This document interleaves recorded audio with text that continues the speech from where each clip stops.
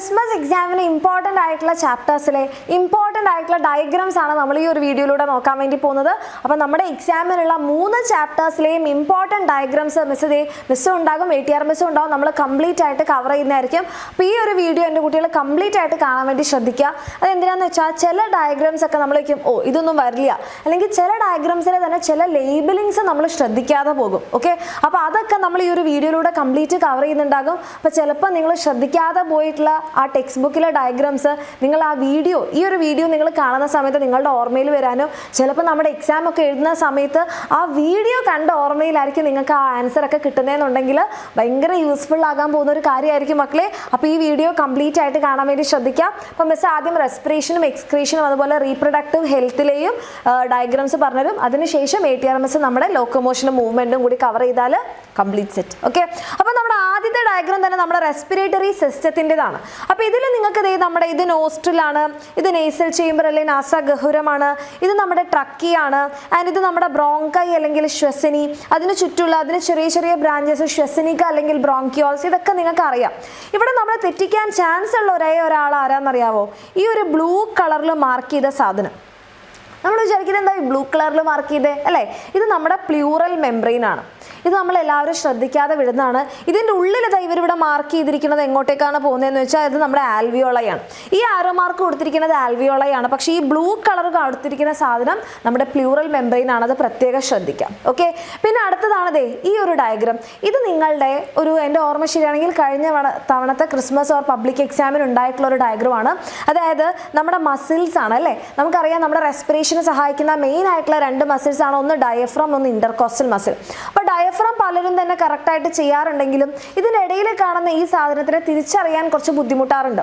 ഇത് മക്കളെ നമ്മുടെ ഇന്റർകോസ്റ്റൽ മസിൽസ് ആണ്. സോ ഇത് കറക്റ്റായിട്ട് ഇത് അറിയാതെ നമ്മുടെ ലങ്സ് എന്നോ റിബ്സ് എന്നോ എഴുതി പോകരുത്. കാരണം റിബ്സിൻ്റെ ഉള്ളിലുള്ളത് ഇത് ലങ്സ് ആണെന്നൊക്കെ തെറ്റിദ്ധരിച്ച് ഒത്തിരി മക്കൾ ഉണ്ടായിരുന്നു. അപ്പോൾ ഇത് കറക്റ്റായിട്ട് തന്നെ ഐഡന്റിഫൈ ചെയ്യാം. അതേപോലെ തന്നെ ഇവരുടെ 2 പേരുടെ സഹായത്തോടു കൂടിയുള്ള നമ്മുടെ മെക്കാനിസം ഓഫ് റെസ്പിറേഷൻ, അതായത് ആര് കോൺട്രാക്ട് ചെയ്യുമ്പോഴാണ് ഇത് റിബ്സ് ഉയരുന്നത്, ആര് റിലാക്സ് ചെയ്യുമ്പോഴാണ് എക്സ്പൈറേഷൻ സംഭവിക്കുന്നത്, ആ ഒരു മൂവ്മെൻറ്റും കാര്യങ്ങളൊക്കെ പ്രത്യേകം നോട്ട് ചെയ്യുക. അത് ഭയങ്കര ഇമ്പോർട്ടൻ്റ് ആണ് കേട്ടോ. ഇനി അടുത്തതാണ് നമ്മുടെ ആൽവിയോളയുടെ സ്ട്രക്ചർ. അപ്പോൾ ഈ ഒരു ആൽവിയോളയുടെ സ്ട്രക്ചർ നോക്കുകയാണെന്നുണ്ടെങ്കിൽ നിങ്ങൾ വിചാരിക്കും ഈ ഡയഗ്രാം എങ്ങനെയാണ് ലേബിൾ ചെയ്യാൻ വരിക? ഇവിടെ എങ്ങനെയാണ് ചോദിക്കാന്ന് വെച്ചാൽ ഈ ഒരു പിക്ചർ തന്നിട്ട് നിങ്ങളോട് പറയും ആൽവിയോളയുടെ സ്ട്രക്ചർ ഗ്യാഷ്യസ് എക്സ്ചേഞ്ചിന് എത്രത്തോളം സ്യൂട്ടബിൾ ആണ്. അവിടെ നമുക്ക് വരുന്നതാണ് ഒന്ന് മോയിസ്ചർ. അപ്പോൾ ഇവിടെ ഈർപ്പമുള്ളത് കൊണ്ട് എന്താണ് ഗ്യാഷ്യസ് എക്സ്ചേഞ്ച് വളരെ ഈസി ആയിട്ട് നടക്കും. രണ്ടാമത്തത് സിംഗിൾ ലെയർ ഓഫ് സെൽസ് കൊണ്ടാണ് ഉണ്ടാക്കിയിരിക്കുന്നത്. അങ്ങനെ ഒറ്റ വരി കോശങ്ങൾ കൊണ്ട് ഉണ്ടാക്കിയത് കൊണ്ട് തന്നെ ഈസി ആയിട്ട് എന്ത് ചെയ്യും? ഗ്യാഷ്യസ് ഡിഫ്യൂഷൻ നടക്കും. ഓക്കെ, പിന്നെ നമ്മളോട് ചോദിക്കാൻ ചാൻസ് ഉള്ളത് എവിടെ നിന്ന് എങ്ങോട്ടേക്ക് ആരാണ് മൂവ് ചെയ്യുക? അപ്പോൾ നമുക്കറിയാം ഓക്സിജൻ നമ്മുടെ ആൽവിയോളയിൽ നിന്ന് എങ്ങോട്ടേക്ക് പോകും? ബ്ലഡ് കാപ്പിലറിയിലേക്ക്. കാർബൺ ഡൈ ഓക്സൈഡ് നേരെ തിരിച്ചു വരും. അതെങ്ങനെയാണ് മൂവ് ചെയ്യണത്? കാരണം ഓക്സിജൻ്റെ കോൺസെൻട്രേഷൻ ഇവിടെ കൂടുതലാണ്, കാർബൺ ഡൈ ഓക്സൈഡിൻ്റെ കോൺസെൻട്രേഷൻ ബ്ലഡ് കാപ്പിലറിയിൽ കൂടുതലാണ്. എപ്പോഴും ഡിഫ്യൂഷൻ നടക്കണമെന്നുണ്ടെങ്കിൽ കൂടുതലുള്ള സ്ഥലത്ത് നിന്ന് കുറഞ്ഞ ഭാഗത്തേക്കാണ് പോവുക. ആ ഒരു കാര്യം പ്രത്യേകം നോട്ട് ചെയ്യുക കേട്ടോ. ഇനി നമ്മളിത് അടുത്ത ഡയഗ്രമാണ് നമ്മുടെ യൂറിയയുടെ സിന്തസിസ്. അപ്പം നമുക്കറിയാം മെറ്റബോളിസം, പ്രോട്ടീൻ മെറ്റബോളിസം നടന്നു കഴിഞ്ഞാൽ എന്തുണ്ടാവും? അമോണിയ ഉണ്ടാകും. അപ്പോൾ ഈ അമോണിയ പിന്നീട് എങ്ങനെയാണ് യൂറിയ ആയിട്ട് മാറുന്നത്? അതാണ് ഇവിടെ പിക്ചറിൽ കാണിച്ചിരിക്കുന്നത്. പക്ഷെ നമ്മൾ ശ്രദ്ധിക്കാതെ പോകുന്ന ആൾക്കാരാണ് ഇവർ 2 പേരും. അമോണിയ എന്തിൻ്റെയൊക്കെ കൂടെ ചേർന്നിട്ടാണ് യൂറിയ ആയിട്ട് മാറുന്നത്? അത് എക്സാമിന് ചോദിക്കും. എൻസൈംസിൻ്റെയും കൂടെ സഹായത്തോടു കൂടി കാർബൺ ഡൈ ഓക്സൈഡും വാട്ടറും കൂടെ ചേരുമ്പോഴാണ് എന്താവുന്നത്? യൂറിയ ആവുന്നത്. ഇത് പ്രത്യേകം ശ്രദ്ധിക്കുക. ഇത് എവിടെ വെച്ച് നടക്കുന്നു? ലിവറിൽ വെച്ചിട്ടാണ് നടക്കുന്നത്. ഓക്കെ, പിന്നെ അടുത്തതാണത് ഈ ഒരു ഡയഗ്രാം. ഈ ഡയഗ്രാം നിങ്ങളുടെ ടെക്സ്റ്റ് ബുക്കിൽ ഇങ്ങനെ 2 പീസൊക്കെ ആയിട്ടാണ് തന്നിട്ടുള്ളത്. മിസ് അതെല്ലാം കൂടി കൂട്ടിച്ചേർത്ത് ഒരൊറ്റ ക്ലിയർ ഡയഗ്രാം ആക്കി മാറ്റിയതാണ്. ഇവിടെ എൻ്റെ കുട്ടികൾക്ക് എല്ലാവർക്കും അറിയുന്നതാണ്. നമ്മുടെ ഇത് കിഡ്നി ആണെന്നറിയാം, അതുപോലെ തന്നെ നമ്മുടെ യുറീറ്റർ മൂത്രവാഹി അറിയാം, മൂത്രനാളം അറിയാം, യൂറിനറി ബ്ലാഡർ അല്ലെങ്കിൽ മൂത്രാശയം അറിയാം. ഇവിടെ നിങ്ങൾ തെറ്റിക്കാൻ ചാൻസ് ഉള്ളത് പല മക്കളും ഇത് റീനൽ ആർട്ടറി, ഇത് റീനൽ വെയിൻ എന്ന് എഴുതാറുണ്ട്. അത് രണ്ടും റീനൽ ആർട്ടറി അല്ല, റീനൽ വെയിനും അല്ല. ഏതാണ്? നമ്മുടെ കിഡ്നിയിലേക്ക് രക്തം കൊടുക്കുന്നതാണ് റീനൽ ആർട്ടറി. കിഡ്നിയിൽ നിന്ന് രക്തം പുറത്തേക്ക് കൊണ്ടുവരുന്നതാണ് റീനൽ വെയിൻ അല്ലെങ്കിൽ വൃക്കാസിര. അപ്പോൾ ഇതിൽ നമുക്ക് ഇങ്ങനെ കളർ ഒന്നും ഉണ്ടാവില്ല. അപ്പോൾ കളർ പിക്ചർ ആണെങ്കിൽ റെഡും ബ്ലൂവും നോക്കി ഐഡന്റിഫൈ ചെയ്യാം. പക്ഷേ കളർ അല്ലാത്ത ഡയഗ്രാം തരുമ്പോൾ ബാക്കിലുള്ളതാണ് റീനൽ ആർട്ടറി അല്ലെങ്കിൽ വൃക്കാധമനി, മുന്നിലുള്ളത് എന്താണ്? നമ്മുടെ റീനൽ വെയിൻ അല്ലെങ്കിൽ വൃക്കാസിരയാണ്. പിന്നെ ഈ ഒരു ഡയഗ്രത്തിൽ നിങ്ങൾക്ക് നോക്കിക്കഴിഞ്ഞാൽ ഈ ഒരു ഭാഗമാണ് ഇത് നമ്മുടെ ഈ ഫണൽ ഷേപ്ഡ് ഭാഗമാണ് നമ്മുടെ പെൽവിസ് എന്ന് പറയുന്നത്. പിന്നെ നിങ്ങൾക്ക് ഇവിടെ നോക്കിക്കഴിഞ്ഞാൽ ഈ ഇളം നിറത്തിലുള്ള ഔട്ടർ പോർഷനെ നമ്മൾ എന്ത് വിളിക്കും? കോർട്ടെക്സ് എന്ന് വിളിക്കും. കടും നിറത്തിലുള്ള ഈ ഉള്ളിലുള്ള പോർഷനെ നമ്മൾ എന്ത് വിളിക്കും? മെഡുല്ല എന്ന് വിളിക്കും. ആ ഒരു ഭാഗം കൂടി നോട്ട് ചെയ്യുക. പിന്നെ നമ്മുടെ നെഫ്രോൺ ഒരു വളരെ ഇമ്പോർട്ടൻ്റ് ആയിട്ടുള്ള ഒരു ക്വസ്റ്റ്യൻ ആണ്. ഓക്കെ, കിഡ്നിയുടെ സ്ട്രക്ചറൽ ഫങ്ഷണൽ ബേസിക് യൂണിറ്റ് ആണ്. ഇതിൽ ഈ ഒരു ഡയഗ്രാം മാത്രമായിട്ട് നിങ്ങൾക്ക് വേണമെങ്കിൽ തരാം. ഈ ഒരു ഡയഗ്രാം മാത്രം തന്നിട്ട് നിങ്ങളോട് ചോദിക്കുക ഇതെന്താണ്? ഇത് നമ്മുടെ ആ ഒരു കപ്പ് അല്ലേ, ക്യാപ്സ്യൂളാണ്. ഒരു ഡബിൾ ലെയേർഡ് ആയിട്ടുള്ള ക്യാപ്സ്യൂൾ, ബൊമാൻസ് ക്യാപ്സ്യൂൾ. അതിനകത്തുള്ള ഗ്ലോമെറുലസ്. പിന്നെ ഇത് വേണമെങ്കിൽ നിങ്ങൾക്ക് അടയാളപ്പെടുത്താം, ഇതും ഇതും. ഇത് രണ്ടും എങ്ങനെ തിരിച്ചറിയും? വീതി കൂടിയ അല്ലെങ്കിൽ ഡയമീറ്റർ കൂടിയ ബ്ലഡ് വെസലാണ് എഫറന്റ് വെസൽ, ഡയമീറ്റർ കുറഞ്ഞതാണ് ഇഫറന്റ് വെസൽ. അത് വേണമെങ്കിൽ തരാം കേട്ടോ. കാരണം ടെക്സ്റ്റ് ബുക്കിൽ പ്രത്യേകം പറയുന്നുണ്ട് ഗ്ലോമെറുലസിൽ വെച്ച് അൾട്രാ ഫിൽട്രേഷൻ നടക്കണമെന്നുണ്ടെങ്കിൽ അതിനെ സഹായിക്കുന്ന പ്രഷർ ഉണ്ടാക്കുന്നത് ഈ ഒരു ഡയമീറ്ററിലുള്ള വ്യത്യാസമാണ്. അപ്പോൾ അത് നോക്കിയിട്ട് നമുക്ക് ഐഡന്റിഫൈ ചെയ്യാൻ വേണ്ടിയിട്ട് ചോദിക്കാം. എഫറന്റ് വെസൽ ഇങ്ങോട്ടേക്ക് എറൈവ് ചെയ്യുന്നു, എറൈവ് എഫറന്റ് എ. എക്സിറ്റ് ആവുന്നു ഇഫറന്റ്, പുറത്തേക്ക് പോകുന്നത് ഇഫറന്റ്. പിന്നെ നമ്മുടെ റീനൽ ട്യൂബ്യൂൾ, വൃക്ക നാളിക, പിന്നെ നമ്മുടെ ശേഖരണ നാളി അല്ലെങ്കിൽ കളക്ടിങ് ഡക്ട്. ഓക്കെ, അപ്പോൾ ഇത്രയും ആൾക്കാരെ പ്രത്യേകം നോട്ട് ചെയ്ത് വെക്കുക. Very important diagram. ആൻഡ് നമ്മുടെ ലാസ്റ്റ് ഡയഗ്രാം നമ്മുടെ റീപ്രൊഡക്റ്റീവ് ഹെൽത്തിൽ നിന്നാണ്. അതായത് ഈ ഒരു ചാപ്റ്ററിൽ ഇതിന് ശേഷം ഒത്തിരി ഡയഗ്രാംസ് ഉണ്ട്. പക്ഷേ നമ്മുടെ ക്രിസ്മസ് എക്സാമിന് ഫെർട്ടിലൈസേഷൻ വരെ, ബീജസംയോഗം വരെ മാത്രമേ ഉള്ളൂ. അപ്പോൾ ഇത്രയും മാത്രമേ നിങ്ങൾക്ക് പഠിക്കാനുള്ളൂ. അപ്പോൾ ഇവിടെ നിങ്ങൾ നോക്കിക്കഴിഞ്ഞാൽ അത് അണ്ടോത്സർജനം അല്ലെങ്കിൽ ഓവുലേഷൻ. അങ്ങനെ നമ്മുടെ അണ്ടം അല്ലെങ്കിൽ ഓവം പുറത്തെത്തുന്നു. അവിടെ നമ്മുടെ സ്പേം വരുന്നതോടുകൂടി ഫെർട്ടിലൈസേഷൻ അല്ലെങ്കിൽ ബീജസംയോഗം. അങ്ങനെ എന്തുണ്ടാവുകയാണ്? സിംഗിൾ സെൽഡ് ആയിട്ടുള്ള സൈഗോട്ട് അല്ലെങ്കിൽ സിക്താണ്ഡം ഉണ്ടാവുന്നു. ഈ സിക്താണ്ഡം 2 ആവുന്നു, പിന്നെ 4 ആവുന്നു, പിന്നെ 8 to 16 സെൽസ് ആയിട്ടുള്ള എന്താകുന്നു? നമ്മുടെ മോറുലയായിട്ട് മാറുന്നു. ഓക്കെ, നിങ്ങളുടെ ടെക്സ്റ്റ് ബുക്കിൽ എൻ്റെ ഓർമ്മ ശരിയാണെങ്കിൽ 16 to 32 സെൽസ് എന്നാണ് പറഞ്ഞിരിക്കുന്നത്. ഓക്കെ, പിന്നെ നമ്മുടെ യൂട്രസ് അല്ലെങ്കിൽ ഗർഭപാത്രത്തിലേക്ക് എത്തുമ്പോൾ ബ്ലാസ്റ്റോസിസ്റ്റ് ആയിട്ട് മാറുന്നു. ബ്ലാസ്റ്റോസിസ്റ്റ് എവിടെയാണ് പറ്റിപ്പിടിക്കുക? യൂട്രസിൻ്റെ ഏറ്റവും ഉള്ളിലുള്ള പാളി, ഏറ്റവും ആന്തരപാളിയായിട്ടുള്ള എൻഡോമെട്രിയത്തിൽ പറ്റിപ്പിടിക്കുന്നു. അതിനെ നമ്മൾ ഇംപ്ലാന്റേഷൻ എന്ന് പറയുന്നു. ഇത്രയും കാര്യങ്ങൾ എൻ്റെ മക്കൾ മാർക്ക് ചെയ്യാൻ വേണ്ടി അറിഞ്ഞിരിക്കണം. Very important. ഓക്കെ, അപ്പോൾ ഇത്രയാണ് നമ്മുടെ ഈ 2 ചാപ്റ്റർ എന്നുള്ള ഇമ്പോർട്ടൻ്റ് ആയിട്ടുള്ള ഡയഗ്രാംസ്. ബാക്കി നമ്മുടെ ലോക്കോമോഷൻ ആൻഡ് മൂവ്മെന്റ് എന്ന് പറയുന്ന ചാപ്റ്ററിലെ ഡയഗ്രാംസ് ATRMS പറഞ്ഞിരുന്നതായിരിക്കും. അതേപോലെ തന്നെ നിങ്ങൾക്ക് യൂസ്ഫുൾ ആയിട്ടുള്ള ഒത്തിരി വീഡിയോസ് നമ്മുടെ ചാനൽസിൽ വരുന്നുണ്ടാകും. അപ്പോൾ എൻ്റെ കുട്ടികൾ എല്ലാവരും അത് കംപ്ലീറ്റ് ആയിട്ട് കാണുക, ലൈവ് ഒക്കെ കറക്റ്റായിട്ട് അറ്റൻഡ് ചെയ്യുക. അപ്പോൾ ഓൾ ദി വെരി ബെസ്റ്റ്. ബാക്കിയുള്ള ആ ഒരു ചാപ്റ്ററിലെ ഡയഗ്രാംസ് കൂടെ നോക്കുക. ഓക്കെ, അപ്പോൾ ATRMS അടുത്ത ചാപ്റ്ററിലെ ഡയഗ്രാംസ് പറഞ്ഞിരുന്നുണ്ടാവും. ഹലോ മക്കളെ, അപ്പോൾ നമ്മുടെ ബിഹൈൻഡ് ദ മൂവ്മെന്റ്സ് എന്ന് പറയുന്ന ചാപ്റ്ററിലെ ഇമ്പോർട്ടൻ്റ് ആയിട്ടുള്ള ഡയഗ്രാംസ് ആണ് നമ്മൾ ഇതേ നോക്കാനായിട്ട് പോകുന്നത്. അതായത് ഏതൊക്കെ ഡയഗ്രാംസ് ആണ് നിങ്ങൾ നല്ലോണം ശ്രദ്ധിച്ച് പഠിക്കേണ്ടത്, പഠിക്കുന്ന സമയത്തൊന്ന് വേഗം ഒന്ന് നോട്ട് ചെയ്ത് വെക്കേണ്ടത് എന്നുള്ളതാണ് നോക്കുന്നത്.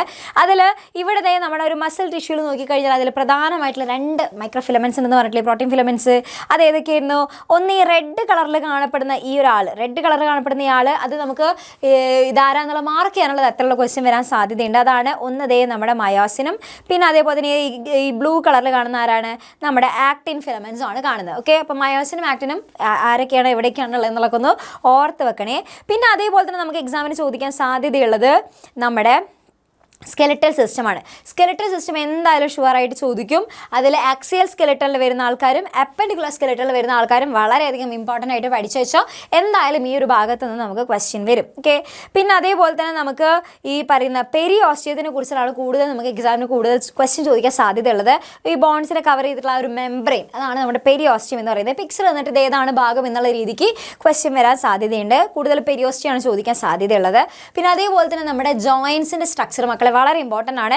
ഇത് നമുക്ക് റീഡ്രോ ചെയ്യാനുള്ള തരത്തിൽ നമുക്ക് ക്വസ്റ്റ്യൻ വരും. ഓക്കെ, ഭാഗങ്ങളെ വരച്ച് അടയാളപ്പെടുത്താം. അത് ഓൾറെഡി മിസ് നമ്മുടെ ലൈവിലൊക്കെ ഓൾറെഡി വരച്ച് തന്നിട്ടുണ്ട്. അപ്പോൾ ആ ഭാഗങ്ങളെ വരച്ച് അടയാളപ്പെടുത്താനുള്ള തരത്തിലുള്ള ക്വസ്റ്റ്യൻ വരും. അപ്പോൾ ഇതിൽ ഓരോ ഭാഗങ്ങളും എന്തൊക്കെയാണ്, ഏതൊക്കെ ഭാഗങ്ങളാണെന്നുള്ളത് നന്നായിട്ട് നോട്ട് ചെയ്ത് വെച്ചോ. ആ ഭാഗത്തുനിന്ന് എന്തായാലും ക്വസ്റ്റ്യൻ വരാൻ വളരെയധികം സാധ്യതയുണ്ട്. പിന്നെ ഈ ജോയിൻസ് ഒക്കെ ഓരോ ഭാഗത്തുള്ള ജോയിൻസ് ഉള്ള ഏതൊക്കെയാണ്, നമ്മുടെ ഇപ്പോൾ ജോയിൻ്റ് ബോൾ ആൻഡ് സോക്കറ്റ് എവിടെയാണ് കാണുന്നത്, ഹിഞ്ച് ജോയിൻ്റ് എവിടെയാണ് കാണുന്നത്, ഇതൊക്കെ എന്ത് ചെയ്യും ഒന്ന് നോട്ട് ചെയ്ത് വെക്കുക. ഓരോ ഭാഗങ്ങൾ മാർക്ക് ചെയ്യാൻ ചോദിച്ചു കഴിഞ്ഞാൽ എൻ്റെ കുട്ടികൾക്ക് മാർക്ക് ചെയ്യാനായിട്ട് അറിയണം. ഓക്കെ, ഇത്രയാണ് ഈ ഒരു ചാപ്റ്ററിൽ ഇമ്പോർട്ടൻ്റ് ആയിട്ട് പഠിക്കാനുള്ളത്. ഇനി നമ്മുടെ ടു ലൈഫ് പ്രോസസ്സ് എന്നുള്ള ചാപ്റ്ററിൽ നോക്കുകയാണെന്നുണ്ടെങ്കിൽ അമീബേൻ്റെ ഒക്കെ കേസിൽ എങ്ങനെയായിരിക്കും അവരുടെ ബാഹ്യ, അതായത് എക്സ്റ്റേണൽ എൻവയോൺമെൻറ്റിൽ നിന്നും സബ്സ്റ്റൻസ് ഉള്ളിലേക്ക് എത്തുന്നത് ജസ്റ്റ് സെൽ മെംബ്രെയിനിലൂടെയാണ് നടക്കുന്നത്. ജന്തുക്കളുടെ കേസിലാണെന്നുണ്ടെങ്കിൽ അവരെന്താണ് സെല്ലിൻ്റെ ഇടയിലുള്ള ആ ഒരു എക്സ്ട്രാ സെല്ലർ ഫ്ലൂയിഡിലേക്ക് എത്തുന്നു, എന്നിട്ട് നേരെ സെൽ മെംബ്രെയിനിലൂടെ എന്ത് ചെയ്യുന്നു, ഉള്ളിലേക്ക് കയറുന്നു. ഇതാണ് പ്ലാന്റ്സിൻ്റെ കേസിലാണ് ചോദിക്കുക. പ്ലാന്റ്സിൻ്റെ കേസിൽ 3 മാർഗ്ഗങ്ങളാണ്. ഒന്നതേ നമ്മുടെ ഈ പറയുന്ന സെൽ വാളിലൂടെയും സെല്ലിൻ്റെ ഇടയിലുള്ള കോശങ്ങൾക്കിടയിലുള്ള സ്ഥലത്തൂടെയും പോവും. പിന്നെ അതല്ലാന്നുണ്ടെങ്കിൽ പ്ലാസ്മ ഡെസ്മാറ്റ എന്ന് പറയുന്ന ഗ്യാപ്പിലൂടെ പോവും. അല്ലാന്നുണ്ടെങ്കിൽ എന്താ ചെയ്യാം, പ്ലാസ്മ മെംബ്രെയിനിലൂടെ പോവും. ഓക്കെ, ഈ ഭാഗങ്ങൾ ഇമ്പോർട്ടൻ്റ് ആയിട്ട് നോട്ട് ചെയ്ത് വെക്കാം. പിന്നെ അതേപോലെ തന്നെ നമുക്ക് നമ്മുടെ ഈ പ്ലാസ്മോളിസിസ് കാണിക്കുന്നത് നമുക്കൊരു പിക്ചർ ഇല്ലേ, ഇതേപോലെ അതായത് ഓസ്മോസിസിൽ ഇതായിട്ട് നമുക്ക് എന്ത് ചെയ്യുന്നു, ഇത് മൊത്തത്തിൽ ആ ഒരു സൈറ്റോപ്ലാസം മൊത്തത്തിൽ എന്ത് ചെയ്യുന്നു, ആ ഒരു പ്രോട്ടോപ്ലാസം മൊത്തത്തിൽ എന്ത് ചെയ്യുന്നു, ചുരുങ്ങി വരുന്നു അല്ലേ. അതാണ് നമ്മുടെ പ്ലാസ്മോളിസിസ് എന്ന് പറയുന്നത്. ഓസ്മോസിസിൻ്റെ ഭാഗത്ത് പഠിക്കാനുണ്ട്. പിന്നെ അതേപോലെ തന്നെ ഓസ്മോസിസ് ഈ പ്രോസസ്സൊക്കെ തന്നിട്ട് പിക്ചർ തന്നിട്ട് ഇത് ഏതാണെന്നുള്ള ഐഡൻറ്റിഫൈ ചെയ്യാനുള്ള രീതിക്ക് ചോദിക്കാം. ഓസ്മോസിസ് ഇത് നമ്മുടെ ഡിഫ്യൂഷൻ ആണ്. പിന്നെ അതേപോലെ തന്നെ ഇതെന്താണ്, ഫെസിലിറ്റേറ്റഡ് ഡിഫ്യൂഷൻ എന്നുള്ളത് ചോദിക്കും. ഓക്കെ, ഇത് നമ്മുടെ ഫെസിലിറ്റേറ്റഡ് ഡിഫ്യൂഷൻ്റെ പിക്ചറാണ്. ഇതൊക്കെ നമുക്ക് എന്താ ചെയ്യുന്നത്, പിക്ചേഴ്സ് തന്നിട്ട് ചോദിക്കും. ഇത് ഏതാണ്, ഏത് ട്രാൻസ്പോർട്ടാണ്, മെത്തേഡ് ഓഫ് ട്രാൻസ്പോർട്ടാണ് ഇവിടെ കാണിക്കുന്നത് എന്നുള്ള രീതിക്ക് ക്വസ്റ്റ്യൻ വരും. ഓക്കെ, പിന്നെ അതേപോലെ തന്നെ ഇതെന്താണ്, നമ്മുടെ ആക്റ്റീവ് ട്രാൻസ്പോർട്ടാണ്. ഇതും നമുക്ക് എക്സാമിന് ചോദ്യം വരാൻ സാധ്യതയുള്ളൊരു ഭാഗമാണ്. പിന്നെ നമ്മുടെ ഇത് ഓരോ ഭാഗങ്ങളും ഇതെന്താണെന്നുള്ളതൊക്കെ പഠിച്ചു വയ്ക്കുക. നമ്മുടെ ഇതാണ് ക്ലോറോപ്ലാസ്റ്റിൻ്റെ സ്ട്രക്ചർ. ഇതിൽ ഓരോന്നും എന്താണ്, ഇത് നമ്മുടെ ഗ്രാനയാണ്. ഇതിൽ ഓരോന്നിനെയാണ് തൈലക്കോയിഡ് എന്ന് പറയുന്നത്. പിന്നെ ഗ്രാന എന്താ പറയുക, ഈ ഫ്ലൂയിഡ് പാർട്ടാണ് അതാണ് സ്ട്രോമ എന്ന് പറയുന്നത്. ദ്രാവക ഭാഗമാണ് സ്ട്രോമ. പിന്നെ ഇവർ തമ്മിൽ കണക്ട് ചെയ്തിട്ട് സ്ട്രോമ ലെമല്ലയുണ്ട്. ഓക്കെ, അപ്പോൾ ഇതൊക്കെ ഒന്ന് ഭാഗങ്ങളൊക്കെ ഒന്ന് ഐഡൻറ്റിഫൈ ചെയ്യാനായിട്ട് പഠിച്ചു വയ്ക്കുക. ഓക്കെ, പിന്നെ അതേപോലെ തന്നെ നമുക്ക് ഈ നമ്മുടെ ഫോട്ടോസിന്തസിസിൻ്റെ ഈ ഭാഗം ഇത് വളരെ ഇമ്പോർട്ടൻ്റ് ആണ്. അപ്പോൾ ഗ്രാനയിലാണ് നമ്മുടെ ലൈറ്റ് ഫേസ് നടക്കുന്ന, അവിടെ സൂര്യപ്രകാശം ജലവും അവിടെ ഉപയോഗിക്കുന്നുണ്ട്. ദെൻ ഓക്സിജൻ പുറത്തേക്ക് പോകുന്നു. പിന്നെ ATPയും അതേപോലെ തന്നെ ഹൈഡ്രജനും അത് നേരെ എന്ത് ചെയ്യുന്നു, നേരെ സ്ട്രോമയിലേക്ക് കിടക്കുന്നു. സ്ട്രോമയിലാണെന്നുണ്ടെങ്കിൽ എന്ത് ചെയ്യുന്നു, കാർബൺ ഡൈ ഓക്സൈഡും കൂടെ വരുന്നു. കാർബൺ ഡൈ ഓക്സൈഡ് എന്ത് ചെയ്യുന്നു, ഈ പറയുന്ന ഹൈഡ്രജനായിട്ട് കൂടി ചേർന്നിട്ട് ATPൻ്റെ സഹായത്തോട് കൂടിയിട്ട് ഗ്ലൂക്കോസ് ആയിട്ട് മാറുന്നു. ഓക്കെ, ഇതും വളരെയധികം ഇമ്പോർട്ടൻ്റ് ആയിട്ട് പഠിച്ചു വയ്ക്കുക. ഓക്കെ, അപ്പോൾ ഇത്രയാണ് ഈ ഒരു ചാപ്റ്ററിൽ നിങ്ങൾ ഏറ്റവും കൂടുതൽ ഇമ്പോർട്ടൻസ് കൊടുത്ത് പഠിക്കേണ്ട ഡയഗ്രാംസ് എന്ന് പറയുന്നത്. അപ്പോൾ ഈ ഡയഗ്രാംസ് ഒക്കെ എന്ത് ചെയ്യുക, ഒന്ന് ഇമ്പോർട്ടൻ്റ് ആയിട്ട് നോട്ട് ചെയ്ത് വെക്കുക. ഇതൊക്കെ ഒന്ന് ശ്രദ്ധിക്കേണ്ട ടോപ്പിക്സ് ആണ്. ഓക്കെ, അപ്പോൾ ബാക്കിയുള്ളതൊക്കെ നമ്മൾ മാരത്തോണിൽ നമ്മൾ പറയുന്നതായിരിക്കും. അപ്പോൾ ആരും മിസ്സാക്കരുത് മാരത്തോൺ. എല്ലാവരും കറക്റ്റ് മാരത്തോണൊക്കെ കാണാൻ അടിപൊളിയായിട്ട് എക്സാം ഒക്കെ ചെയ്താൽ. ഓക്കെ, അപ്പോൾ എല്ലാവർക്കും ഓൾ ദ വെരി ബെസ്റ്റ്.